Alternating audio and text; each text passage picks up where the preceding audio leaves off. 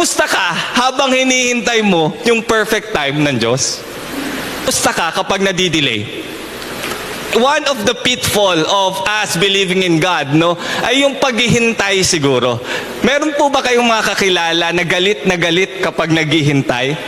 Because no one likes waiting. Wala sigurong tao na gustong naghihintay. Isa yan sa pinakaayaw natin, no? Nagpapalabas ng mga sungay, nagpapalabas ng buntot sa atin, kasi nga, we don't like to wait. How much more sa promises ng Panginoon, na matagal mo nang hinihintay, somehow, it could grow into you, nakikreep in yung doubt, nakikreep in yung question sa Panginoon. Lord, tutuparin mo ba? Saan ba ako nagkakamali? Sa mga natitira pang buwan na tayo na binigay sa atin ng Panginoon, we believe meron pa at marami pang gagawin ang Panginoon. That on these 8 months, God has been faithful, at sa mga susunod na buwan, papakita ng Panginoon that your life is getting better, better, and better. Because the God that we know, and the God that we believe in is the God of better.